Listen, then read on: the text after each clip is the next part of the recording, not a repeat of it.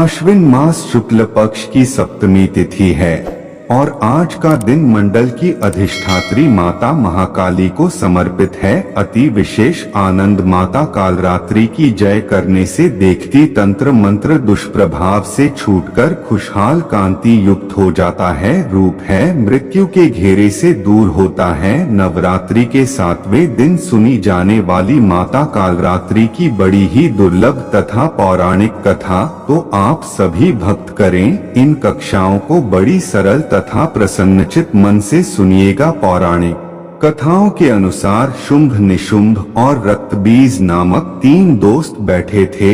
इन तीनों ने मिलकर तीनों लोकों में हाहाकार मचा दिया था। समस्त प्राणियों और देवताओं के सामने जीवन संकट उत्पन्न हो गया था। इन दुष्ट दैत्यों के बल के आगे कोई भी अस्त्र शस्त्र टिक नहीं पा रहा था। अंत में परेशान होकर सभी देवतागण भगवान शिव के पास पहुँचे और उनसे समस्त प्राणियों और अपने प्राणों की रक्षा की गुहार लगाई थी। देवताओं की व्यथा को समझते हुए उन्हें सीख रही इन संकट से छुटकारा दिलाने एवं समस्त प्राणियों की सुरक्षा का वचन दिया। इन दैत्यों का संहार माता पार्वती से कर सके भगवान शिव माता पार्वती से भी आप आदेश तक जगत जननी है। आखिरी फैसला तो कोई नहीं कर सकता है। आप इन दुष्ट राक्षसों का वध करके इस सृष्टि की रक्षा करें। शिव जी की आज्ञा पाकर माता पार्वती दुर्गा देवी का रूप धारण किया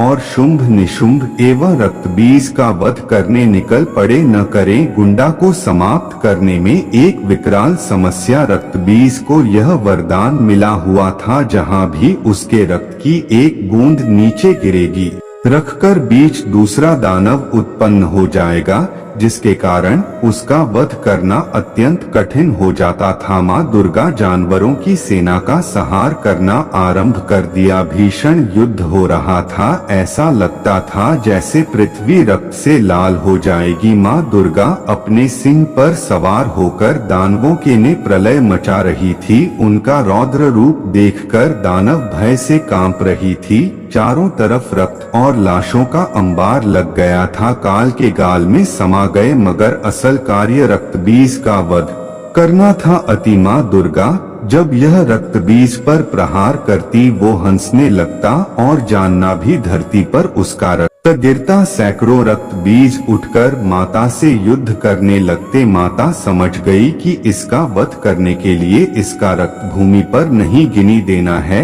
आदिशक्ति माता दुर्गा ने उसी अपने तेज से माँ कालरात्रि को उत्पन्न किया और जैसे ही माथुर दुर्गा ने रक्तबीज का स्तर का था, कालरात्रि ने उसका रक्त नीचे गिरने से पहले ही अपने मुंह में भर लिया और दूसरा रक्तबीज उत्पन्न ही नहीं हो सका। इस प्रकार माँ दुर्गा के स्वरूप कालरात्रि प्रकट हुए और रक्तबीज का वध हुआ। तभी से माँ कालरात्रि देवी के 7वें स्वरूप के रूप में स्थापित है। करो इस दिन जो भी साधक व्रत करता है, पर माता की कथा का श्रवण करता है, उनका पूजन करता है, उसके लिए कदम उठाने की समस्त सिद्धियों का द्वार खुलने लगता है।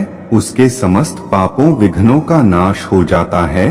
उसे अब है उन्हीं लोगों की प्राप्ति होगी। माँ कालरात्रि दुष्टों का विनाश करने वाली। नवरात्रि के 7वें दिन कालरात्रि की पूजा की जाती है। देवी दुर्गा है एक रूप जिसे रक्त बीज के भले के लिए माता ने अपने तेज से उत्पन्न किया था। माँ दुर्गा की 7वीं शक्ति कालरात्रि के नाम से जानी जाती हैं। इनका शरीर का रंग काला है जो अंधकार का प्रतीक है। इनके बाल बिखरे हुए जो इनकी उग्रता का प्रतीक है। इनके गले में बिजली की मालाएं जो इनके शक्ति का प्रतीक है, जो इनके ज्ञान और दृष्टि का प्रतीक। इनकी नासिका के आगे वाले अग्नि की भयंकर ज्वाला निकलती रहती हैं। इनका का डर भला हो जाएगा, पर दाहिने हाथ वर मुद्रा थी तभी को आशीष प्रदान करती है। दाहिनी तरफ भागी थी रखना है। मुद्रा में बाएं तरफ के ऊपर वाले हाथ में लोहे का कांटा तथा नीचे वाले हाथ में कटार है। माँ कालरात्रि का स्वरूप देखने में अत्यंत भयानक है। लेकिन यह सदैव शुभ फल देने वाली हैं, इसी कारण इनका नाम करीब ही है। अतः इनसे भक्तों को ठीक इसी प्रकार से भी तथा आतंकित होने की कोई आवश्यकता थी। ये माता पूर्णतः ममता दी। जय महाकाली दिन करो। अब आइए सुनते हैं माता काली की दूसरी कथा के अनुसार एक समय दारुक नामक के पापी असूल ने ब्रह्मा जी की तपस्या करके उन्हें प्रसन्न कर लिया। ब्रह्मा जी से वरदान के कारण दारुक अत्यंत बलशाली हो गया। देवताओं और ग्रामीणों को परेशान करने लगा, अत्याचार करने लगा और धार्मिक अनुष्ठान या के बंद करवा दूं और इस वर्ग को चला गया। सभी देवता विचलित होकर ब्रह्मा जी और विष्णु जी के पास सहायता मांगने के लिए चली है। संभाजी ने बताया कि दारू का नाश स्त्री के हाथ से ही हो सकता है। सभी बड़े बड़े देवता भी उससे युद्ध में हार चुकी थी। अंत में अब निश्चित किया गया कि तारों का वध भगवान शिव की पत्नी माता पार्वती करेगी। भगवान शिव ने अपना तीसरा नेत्र खोलकर भयानक और प्रचंड महाकाली को जन्म दिया। उनका काले रंग का था। माता काली के मौके पर तीसरा नेत्र और चंद्र रेखा थी। उनके हाथों में त्रिशूल और कई प्रकार के अस्त्र भी। महाकाली के प्रचंड रूप को देखकर थर थर कांपने लगे और वहां से भागने लगे। युद्ध में दारुक महाकाली से पराजित हुआ और इस तरह उस दुष्ट का अंत हुआ। महाकाली की भयानक रूप से चारों तरफ अग्नि की भयानक लपटें उत्पन्न हो गई। महाकाली के क्रोध को भगवान शिव नहीं रोक सकती थी, इसीलिए उन्होंने एक बालक का रूप लिया। शमशान पहुँचे और वहां बालक के रूप में लीड कर रोने लगी। छोटे बालक को देखकर महाकाली का क्रोध शांत हो गया। उनके हृदय में ममता भावना जागृत हो गई। उन्होंने जी रूपी छोटे बालक को उठाया और अपने स्तनों से दूध पिलाने लगी थी। इसीलिए कहते हैं शिवा धात्री। इस प्रकार से जी के क्रोध को पी लिया। इस प्रकार महाकाली का भयानक और प्रचंड क्रोध शांत हुआ। इसके बाद महाकाली मूर्छित हो गई। उन्हें होश में लाने के लिए भगवान शिव तांडव नृत्य किया। होश में आने पर गुरुकुल है माता पार्वती के रूप में आ चुकी थी। भगवान शिव का नृत्य देखकर नीचे करने लगी, जिसके कारण उन्हें योगी के नाम से पुकारा जाता है।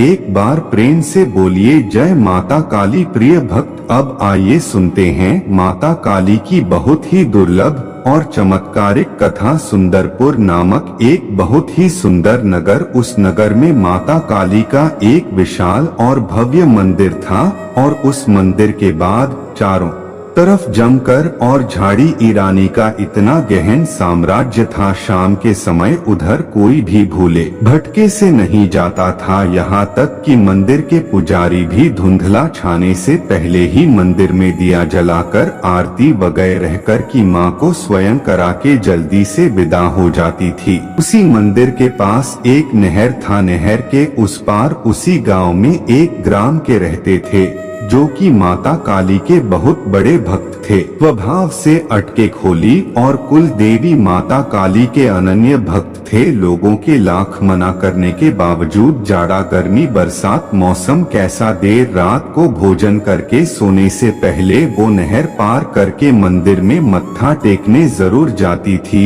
ऐसे ही फोर्स की एक सर्द रात थी। वातावरण में गहरी धुंध छाई हुई थी। चूंकि उस समय घड़ी का उतना चलन नहीं था, तो ब्राह्मण भोजन करने के बाद अपने खेत की रखवाली तथा माता का दर्शन करने के लिए वहां पर चले आए। खेतों में फसलों की रखवाली करते हुए उन्हें काफी समय हो गया। आसमान में कोहरे की वजह से ज्यादा दिखाई नहीं दे रहा था। समय का ठीक ठीक अंदाजा नहीं लग पाया और शरीर पर कंबल डाले ग्राम हर रोज की तरह मंदिर की ओर बढ़ चले। चूंकि उस समय नहर में पानी घुटनों से ज्यादा नहीं था, तो पार करने में ज्यादा परेशानी नहीं हुई। जाने की उसी रात है जब वो मंदिर के पास पहुँचे। दूर दूर तक सन्नाटा भाग कर रहा था। एक पल को उनका शरीर भय के मारे कण कण आ गया। आखिर अनायास कूद गई। थोड़ी देर में उन्हें आभास हुआ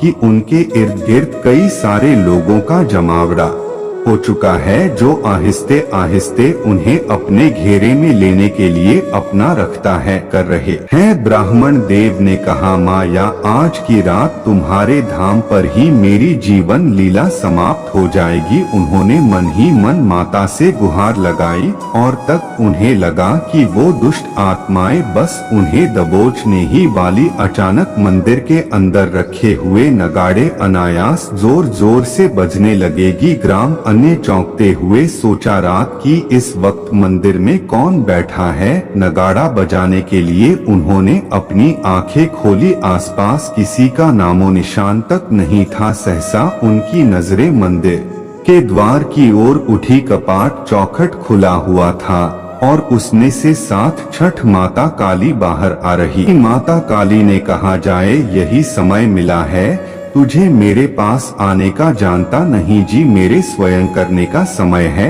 अभी मुझे थोड़ी सी ही देर हो जाती तो चिंता नहीं रहता। फिर कल को लोग यही कहते कि माता काली का इतना बड़ा भक्त था और उन्हीं के धाम पर उसके प्राण बच पाए। माता की बातें सुनकर ड्रामा ने कहा, माई ये तो मेरा रोज का नियम है, आज कैसे नाका कर देता। ब्राह्मण माता को देखकर निहाल हो गए और उनके चरणों में लौटने फूटने लगे। माता ने कहा, अगले रोज से आज ज्यादा देर हो गया है, भी आधी रात का समय हो चला है। ने कहा, माई गलती हो गई, मुझे समय का पता ही नहीं चला, पर क्या करें, जब तक आपके दर्शन नहीं कर लेता मुझे संतोष ही नहीं मिलता। माता काली ने कहा, जानती हूँ, अरे पगली, इसीलिए तो पहली बार किसी के सामने साक्षात आई हूँ, पर तो ये भी मूर्खता छोड़ दी। अगली रात में इस तरह से मेरी दर्शन करने के लिए मत आया करो, तुम मुझे अपने स्थान से ही स्मरण कर लिया करो, मेरा ध्यान कर लिया कर, मैं तेरे पास चली आऊंगी।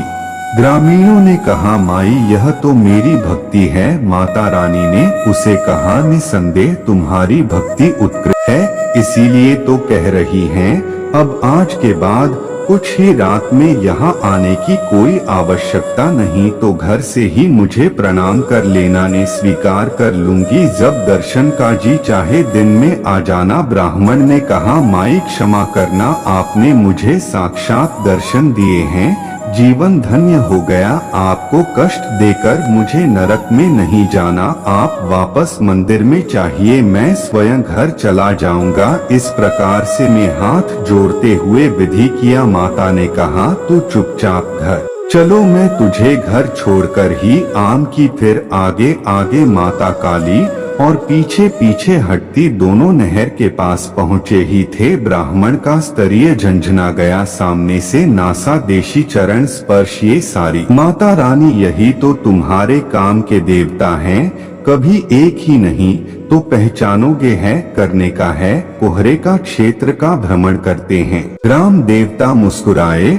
और बोले, माई अब आप अपनी जान बचाई में किसी गांव छोड़कर प्रिय भक्त का तो जैसे के ही रहे हो गया था। आय के शब्दों में एक आंसू बहाते रहे ग्राम देवता के साथ। गांव के समीप ग्राम देवता ने कहा, काम आज अब तुम घर जाओ, जब भी मन से याद करेगा हम लोग तुम्हारे पास, लेकिन अंधियारी रात अपने प्राणों को संकट में डालकर हम लोगों के पास आने ही गलती दोबारा मत करना। ग्रामीणों ने कहा, बाबा जब आप और माई साथ में हैं तो मुझे क्या सोचना। इससे प्रसन्न होकर ग्राम देवता ने कहा, इसी निर्दोष विश्वास में तो तुम्हारी रक्षा की है, लेकिन इसका यह अर्थ नहीं तू अपने प्राण जानबूझकर संकट मिताली मनुष्य को बिछाने किसी विकल्प सही समयानुकूल आचार सबको करना चाहिए, तुम्हारी प्रशंसनीय है। इसीलिए कहता रात रात या खराब अपने घर से ही आजकल हमें और माता काली थी। घटना के बाद